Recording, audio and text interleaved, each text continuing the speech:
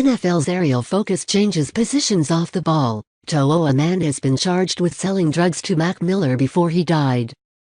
Today's offensive era has forced the evolution of players who need to keep up with dynamic quarterbacks and multitasking receivers. Modern NFL offenses think pass first on nearly every down. That aerial focus has made gods of quarterbacks with lightning-quick throwing motions and turned wide receivers into end-zone deities of a different stripe with the dance moves to prove it. But the offensive evolution of pro football has also necessitated revolution at other positions.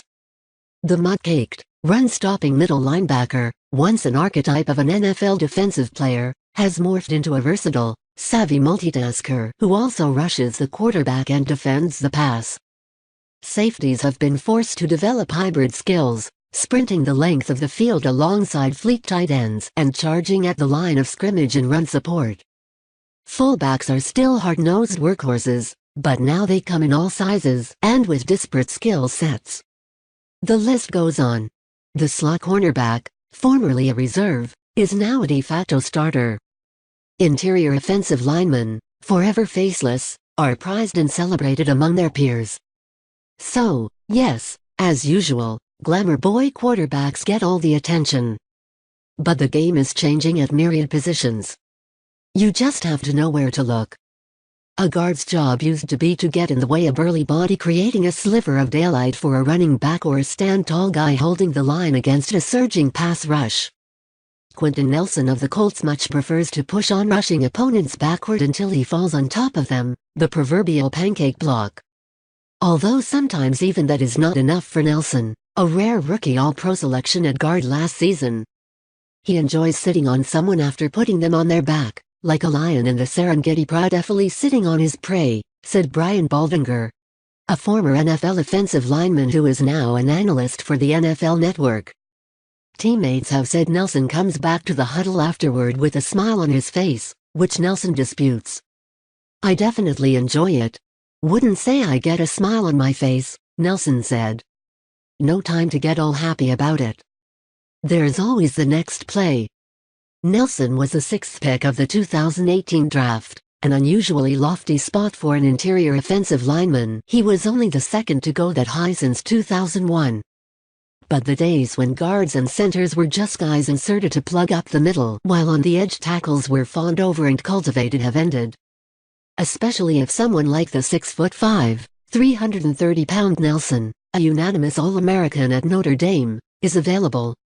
With NFL teams now putting some of their biggest, strongest, fastest pass rushers in the middle at nose tackle, you better take someone like Nelson with the 6th pick if he's there, said Bob Wiley, who earlier this year left the Cleveland Browns after nearly 40 years as an offensive line coach in pro and college football. He's one of the 2 or 3 guys in the league who can execute a one-on-one block, and with no help, really knock his guy back. To Nelson, it's the imperative of what he called close combat. "I try to impose my will on my opponents," he said. "If your man is consistently not making plays, he'll get frustrated. His motivation goes down. You can see that. Those playing behind Nelson, most notably the passer, reap the benefits, which nowadays is usually the overarching objective. Nelson certainly should make life easier for Jacoby Brissett, who inherited the starting quarterback spot when Andrew Luck suddenly retired last month. Quarterbacks today have learned to feel the rush coming from the edge," Baldinger said.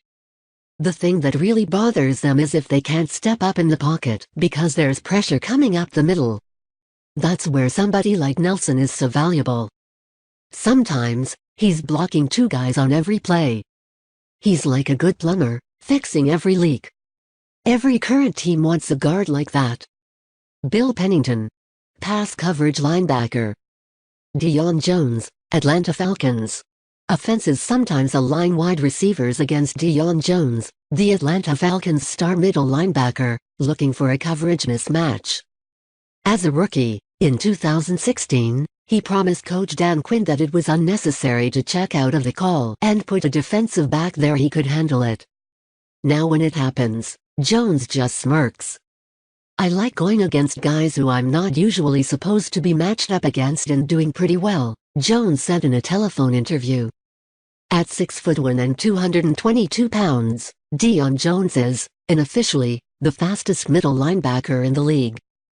He uses that speed to cover, to converge on, to chase down the hybridized position players quarterbacks are throwing to, say, fleet running backs like the Panthers' Christian McCaffrey or bigger, pass-catching tight ends like the Chiefs' Travis Kelce. Few defenses feature linebackers who are fast, long and athletic enough to defend both.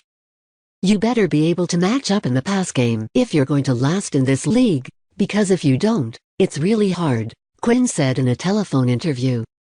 The old days, we might have said, he can be a first or second down player. You can't say that anymore. Jones plays 3 downs because Quinn trusts him to cover and tackle, making certain that a 5-yard pass stays a 5-yard pass. He has always been fast. Jones's father, Cal, dubbed him Debo, a portmanteau of Deion Sanders and Bo Jackson. The Falcons watched Jones run the 40-yard dash at his pro day in 4.38 seconds as another Louisiana State star, receiver Odell Beckham Jr., did at the league scouting combine in 2014 and envisioned the force he would become. Since Atlanta drafted Jones in the 2nd round in 2016, only Alec Ogletree of the Giants has had as many interceptions, 8, according to Pro Football Reference. Though Jones missed 10 games last season with a foot injury. Jones's 27 passes defended over that span rank second only to Ogletree. The Falcons proved how much they valued Jones by signing him to a 4-year, $57 million extension in July. More and more, Quinn has noticed facsimiles, developed to douse high-powered college offenses, emerging as robust NFL prospects. In the last 2 years, 3 teams used top 10 picks on players they projected as their own sideline-to-sideline coverage dynamos. Roquan Smith, Bears, 2018, Devin White, Buccaneers, 2019, and Devin Bush, Steelers, 2019.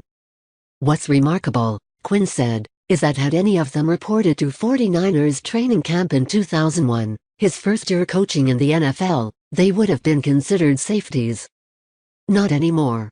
Now they look like the present, and future, of inside linebackers. Ben Spiegel, slot cornerback. Desmond King, Los Angeles Chargers. The Chargers list Desmond King as a cornerback only, it seems, to conform to the traditional football vernacular. In their scheme, he serves as a linebacker on some plays. On others, he acts as a safety. On occasion, he blitzes from the slot. He makes tackles in space. He gets off blocks and supports the run. These are the duties of the modern nickelback, a position that has evolved from third down piece to indispensable component for defenses that seek to combat the NFL's passing revolution. Last season, 67% of all offensive snaps came with at least 3 receivers, according to the Football Outsiders Almanac, up from 58.8% in 2013. More than ever, teams are valuing shorter throws, regularly shifting their best receivers inside to stress defenses. To counter, defenses have adapted by deploying slot corners like King, who performs his responsibilities as well as, if not better than, his peers. He has allowed only 1 touchdown from the slot across his first 2 seasons, according to Pro Football Focus, and among the 37 players with at least 300 coverage snaps in that span, King has received the highest coverage grade. If I'm putting together a defense right now, the slot corner, along with pass rusher, is the most important position, said the former NFL safety Matt Bowen, now an analyst for ESPN's NFL matchup. The league's best nickelbacks tend to share traits: superior instincts, toughness and short area quickness and pedigrees. Since teams prefer their cornerbacks big, tall and fast, average height players such as the 5'10", 200-pound King or another identically sized star, Chris Harris Jr. of Denver, tend to get drafted late, if at all. King thought he would go far earlier than the 5th round, when the Chargers took him in 2017. At Iowa, he roamed the secondary but mostly patrolled the outside. The Chargers perceived him as a distressed asset.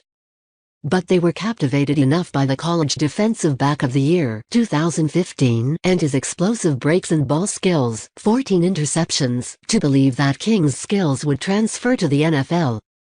King has returned 2 of his 4 interceptions for touchdowns against Dak Prescott and Russell Wilson, and earned All-Pro honors as a defensive back and punt returner, second team.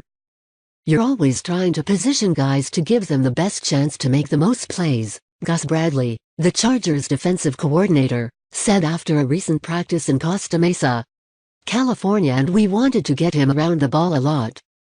As he continues to adjust, King studies film of great corners. He examines how Charles Woodson blitzed. He marvels at Darrelle Revis's patience. He tries to emulate Ron Barber's physical style. Each, for a spell, set the standard at his position, just as King is seeking to do. Ben Spiegel, Boy Genius, offensive coordinator. Kellen Moore, Dallas Cowboys. The NFL's offensive revolution has deeper roots than the narrative of the last few seasons would suggest. The creators of the college game's air raid scheme believe the Patriots have been running something similar for years, but the rise of Los Angeles Rams coach Sean McVay has teams on watch for the next boy genius. The enthusiasm sprouted a coaching tree from the 33-year-old McVay. His former offensive coordinator, Matt LaFleur, was named head coach in Green Bay, and his former quarterbacks coach, Zach Taylor, took the top job in Cincinnati. No team was more aggressive in looking for the next young thing than the Dallas Cowboys, who named Kellen Moore, all of 30 years old and just 2 years removed from his playing career, as the team's offensive coordinator. Moore is expected to call his own plays from the sideline, despite the Cowboys head coach, Jason Garrett, having preferred to handle those duties himself in the past. Garrett was hardly alone in that preference.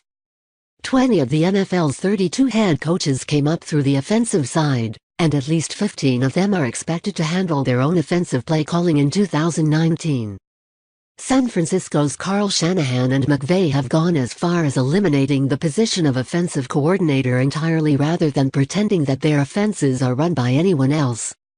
Moore shares a distinction of being a first-year coordinator calling plays with Byron Leftwich, 39, who coaches under Bruce Arians in Tampa Bay. The other 8 offensive coordinators hired under offensively minded coaches this offseason will not be afforded play-calling privileges. The big question as the regular season begins, however, is if Moore and Leftwich can hang on to their power once their bosses get itchy. The trend to consolidate power at the head coach level, after all, developed for a reason. I know it's going to be hard in September, Arians told reporters recently. But maybe I can be a better game manager because I'm not cussing out refs and calling plays. Benjamin Hoffman. Presented by News of Voice. More news, www.newsofvoice.com. Please subscribe to our channel. Appreciate on like and comments. Thank you.